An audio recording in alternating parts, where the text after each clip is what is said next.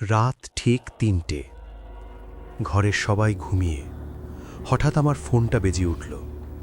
স্ক্রিনে যে নামটা ভেসে উঠেছিল সেই মানুষটা তখন আর বেঁচে ছিল না। আজও কেউ বলতে পারেনি সেই ফোন কলটা আসলো কোথা থেকে। এই ঘটনাটা ঘটেছিল ২০১৯ সালের এক শীতের রাত। আমি তখন ঢাকার বাইরে একটা ছোট ভাড়া বাসায় একাই থাকতাম। সেদিন রাত প্রায় ২:৪৫। ঘুম আসছিল না। লাইট নিভিয়ে শুধু মোবাইলটা পাশে রেখে শুয়েছিলাম। ঘড়িতে ঠিক ৩টে বাজতেই ফোনটা হঠাৎ জোরে বেজে উঠল। এই সময় ফোন আসা মানেই অস্বাভাবিক। আমি স্ক্রিনের দিকে তাকালাম। নামটা ছিল রাফি ভাই। আমার শরীরটা ঠান্ডা হয়ে গেল, কারণ রাফি ভাই ৬ মাস আগেই মারা গিয়েছিলেন।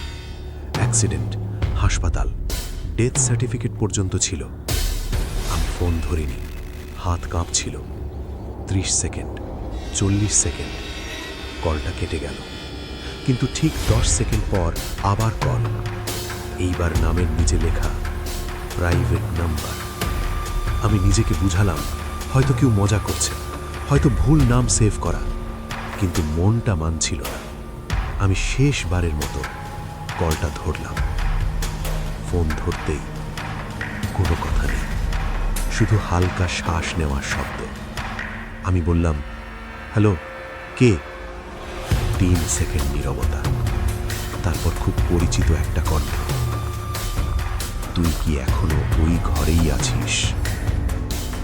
এই কথাটা শুধু রাফি ভাই জানতেন। আমার গলা শুকিয়ে গেল।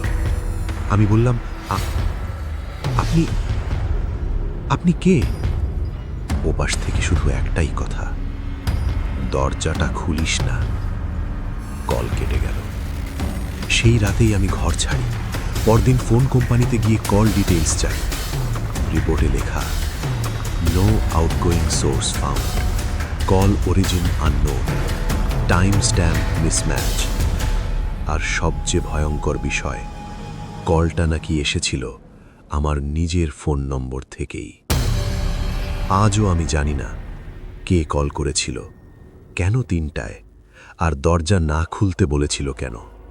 কিন্তু যেদিন ঘর ছাড়ার সময় শেষবার পিছনে তাকিয়েছিলাম, দরজার সামনে ভিতর দিক থেকে আঙুলের আঁচড় ছিল। এই ঘটনাটা যদি কল্পনা হয়, তাহলে কল লগে সেই নাম্বার এলো কোথা থেকে? তোমার মতামত কমেন্টে লেখো। আর এমন সত্য ঘটনা শুনতে চাইলে মিডনাইট ডাকের সাথে থাকো।